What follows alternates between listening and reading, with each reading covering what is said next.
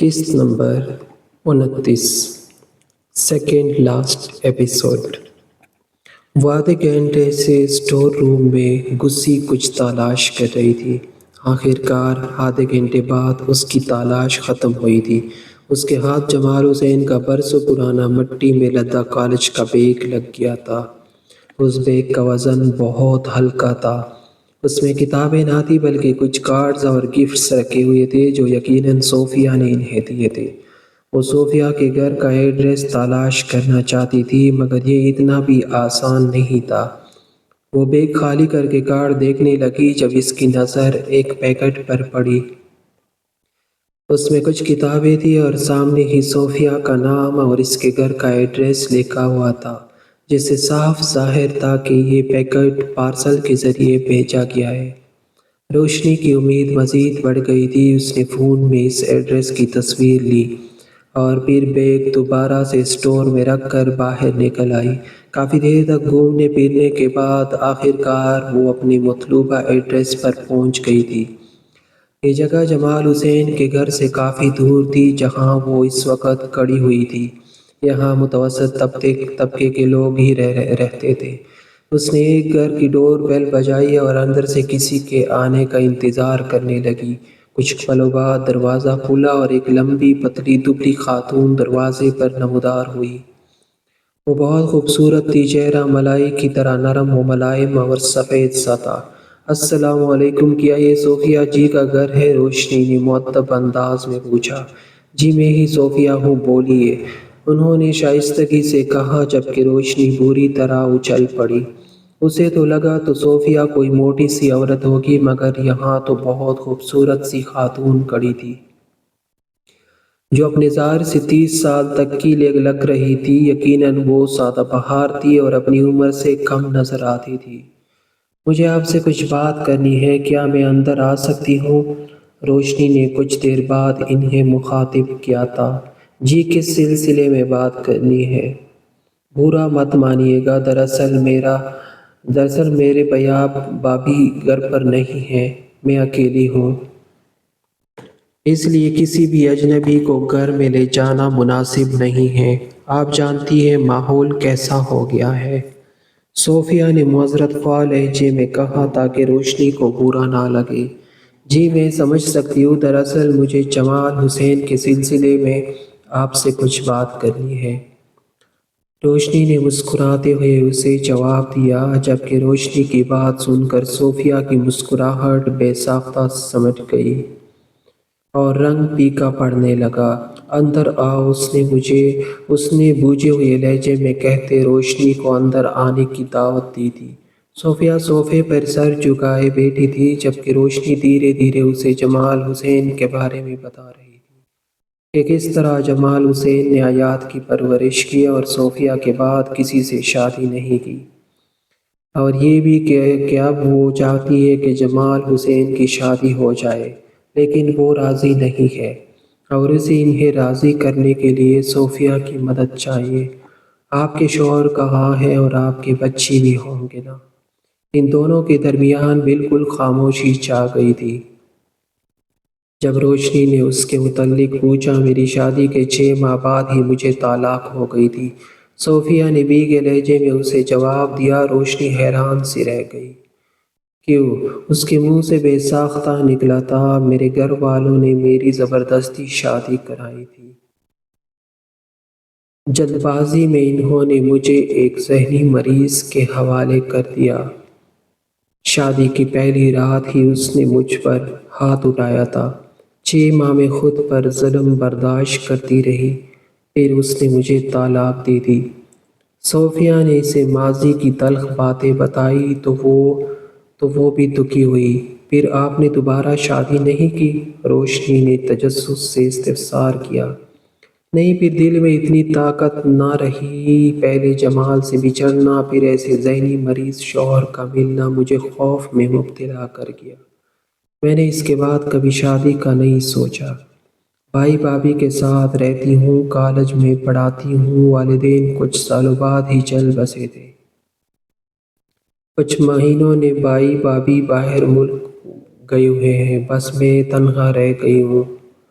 تنہا دور کرنے کے لیے شام میں قریب ہی کوچنگ سینٹر میں جا کے پڑھاتی ہوں۔ ایسے ہی زندگی گزر رہی ہے۔ صوفیہ اسے اپنی زندگی کے بارے میں بتانے لگی۔ آپ کیا ہمارے بابا میں میرا مطلب جمال حسین سے شادی کرے گی؟ روشنی بے ساختہ ہی پوچھ بیٹھی تھی۔ صوفیہ نے نفی میں سر ہلا دیا۔ کیوں؟ روشنی نے تشویش سے پوچھا۔ وہ مجھے کبھی قبول نہیں کرے گا۔ میں ایک بار اسے بیچ میں چھوڑ کر چلی گئی تھی۔ اس نے تو مجھے معاف بھی نہیں کیا ہوگا، مگر میں بھی کیا کرتی، گھر والوں کے ہاتھوں مجبور ہو گئی تھی۔ صوفیہ نے اپنی آنکھوں کے بھیگے کنارے صاف کیے تھے۔ ایسی بات نہیں ہے، وہ آج بھی صرف آپ سے محبت کرتے ہیں۔ تبھی تو انہوں نے کسی سے بھی شادی نہیں کی اور حیات کے جانے کے بعد وہ بہت تنہا ہو جائیں گے۔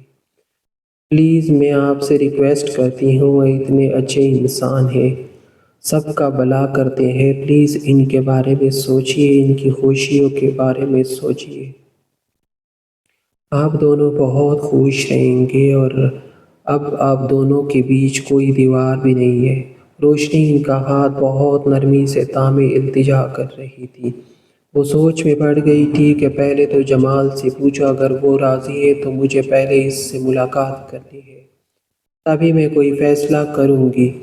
صوفیہ نے حامی بھری تو اس کی بات سن کر کچھ سوچتے ہوئے روشنی نے اس بات میں سر ہلا دیا۔ اب اسے جمال حسین سے اس بارے میں بات کرنی تھی، لیکن کیسے کرے گی اسے یہ سمجھ نہیں آ رہا تھا۔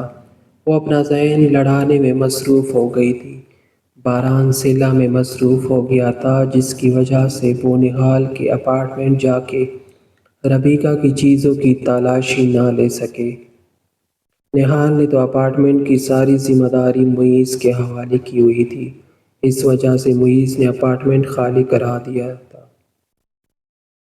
البتہ ربیکا کے کچھ ڈاکومنٹس ابھی بھی وہی رکھے ہوئے تھے، جس سے معیز نے کہا تھا کہ وہ ربیکا کے گھر بھیج دے گا۔ کافی دن گزرنے کے بعد نہال نے باران کو کال کیا اور اس سے پوچھا کہ وہ ربیکا کے ڈاکومنٹ اس کے گھر بھیج دے۔ نہال کی بات سن کر باران نے اسے ڈاکومنٹس اپنے آفس بھیجنے کا کہا۔ نہال اپارٹمنٹ جا کے ڈاکومنٹس لے کر باران کے آفس چلا گیا تھا، کیونکہ آج باران آفس آیا ہوا تھا۔ نہال نے آفس میں باران کو ربیکا کے ڈاکومنٹس دے دیے تھے اور اس بارے میں معیز کو ذرا بھی خبر نہ ہو سکی۔ باران تھوڑی دیر تک نہال سے بات کر کے اسے تسلیاں دیتا رہا، پھر نہال کے جانے کے بعد ربیکا کے ڈاکومنٹس چیک کرنے لگا۔ وہ ایک ایک کر کے تمام کاغذات چیک کر رہا تھا جب اس کی نظر ایک کاغذ کے ٹکڑے پر پڑی اور وہ بری طرح سے ہل کر رہ گیا۔ دماغ نے چند ہی لمحے لگائے تھے ساری کہانی سمجھنے میں۔ وہ صدمے کے مارے کرسی سے اٹھ کھڑا ہوا۔ حقیقت بہت جلدی اس کے سامنے آ گئی تھی، مگر اسے اپنی آنکھوں پر یقین نہیں آ رہا تھا۔ مجرم اتنا قریبی انسان تھا کہ باران کو جب 120 واٹ کا گہرا جھٹکا چھو کر گزرا تھا تو بیچارے نہال اور پھر روشنی کا کیا حال ہوتا۔ آج اتنے بڑے انکشاف پر باران کو اندازہ ہو گیا تھا کہ بہت قریبی رشتے ہی بہت خوبصورت طریقے سے پیٹ میں خنجر گھومتے ہیں۔ نہال اور روشنی کی پیٹ میں خنجر گھونپنے والا بھی کوئی ان کا بہت قریبی تھا، جس کے بارے میں ان دونوں نے کبھی تصور بھی نہیں کیا ہوگا کہ وہ انسان ان کے ساتھ اتنا بڑا کھیل کھیل جائے گا۔ وہ صوفیہ کے گھر سے سیدھا جمال حسین کے آفس چلی آئی۔ ارے روشنی بچے تم! جمال اسے اپنے آفس میں دیکھ کر خاصا حیران ہوئے، کیونکہ وہ ان کے آفس نہیں آتی تھی۔ وجہ نہال تھا، جو یہاں جاب کرتا تھا اور اس سے سامنا نہ ہوا، اس لیے روشنی ان کے آفس سے دور رہتی تھی، ورنہ جمال حسین نے بہت کوشش کی تھی کہ روشنی کسی اور کے آفس میں نوکری کرنے کے بجائے ان کا آفس جوائن کرے اور آرام سے اپنے آفس میں کام کرے، لیکن آج جمال حسین کی خوشیوں کی خاطر اس نے نہال کی پرواہ نہیں کی تھی۔ سامنا ہوگا تو نظریں پھیر کر نکل جائے گی، یہی سوچ کر یہاں چلی آئی تھی۔ بابا مجھے آپ سے بات کرنی ہے، روشنی بچوں کی طرح معصومیت سے بول کر ان کے سامنے کرسی پر بیٹھ گئی۔ ہاں بولو بیٹا، جمال حسین اس کی جانب متوجہ ہوئے۔ بابا سیلا بھی اپنے گھر چلی گئی ہے۔ کچھ دنوں بعد آیات بھی حیدر کے ساتھ جرمنی چلی جائے گی، پھر وہ دونوں وہیں سیٹ ہو جائیں گی اور میں واپس اپنی دوست کے ساتھ اپارٹمنٹ میں رہوں گی، کیونکہ مجھے دوبارہ آفس جوائن کرنا ہے اور میری دوست بیچاری اکیلی ہے تو میرا وہاں جانا لازمی ہے۔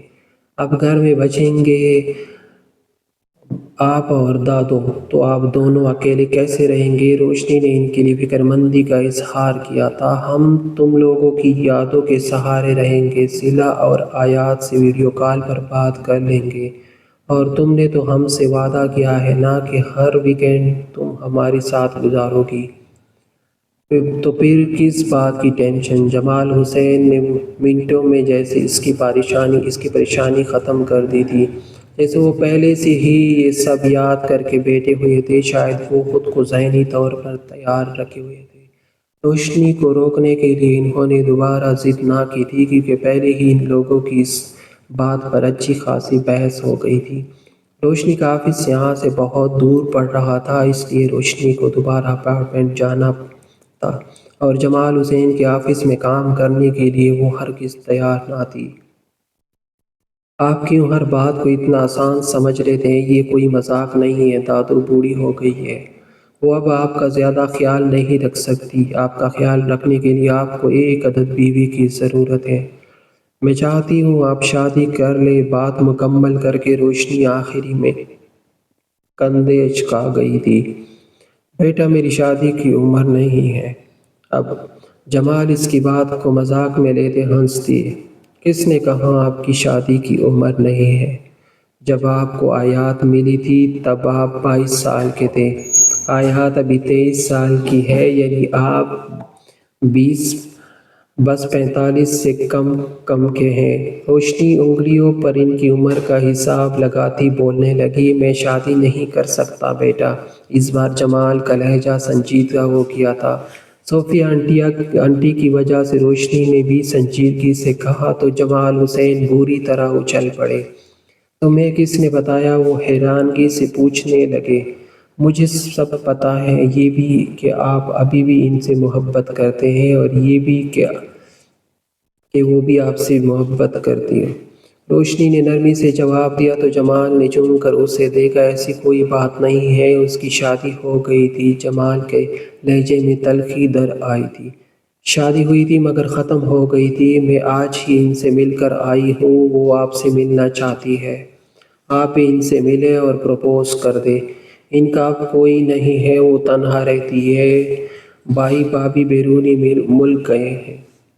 روشنی ان کو تفصیل سے سمجھانے لگی۔ وہ اس وقت مجھے چھوڑ کر چلی گئی تھی، تمہیں لگتا ہے وہ اب مجھ سے شادی کرے گی؟ جمال نے تفتیش سے پوچھا تھا۔ وہ جان بوجھ کر چھوڑ کر نہیں گئی تھی، ان کی مجبوری تھی، اور یہ بات آپ اچھے سے جانتے ہیں۔ خیر، آپ کل ان سے مل کر تو آئے، باقی بعد میں دیکھا جائے گا۔ روشنی پرس کندھے پر لٹکائے کرسی سے اٹھ گئی تھی، جبکہ اس کی بات سن کر جمال حسین گہری سوچ میں ڈوب گئے تھے۔ تو میرے ریڈرز، میں نے اس کے سارے قسط باقی بھی اپلوڈ کیے ہیں، ٹھیک ہے؟ تو آپ اس کو وزٹ کر کے باقی سارے قسط ریڈ کر سکتے ہیں، اور ابھی اس کا لاسٹ قسط انشاءاللہ جلدی اپلوڈ کروں گا۔ بہت شکریہ۔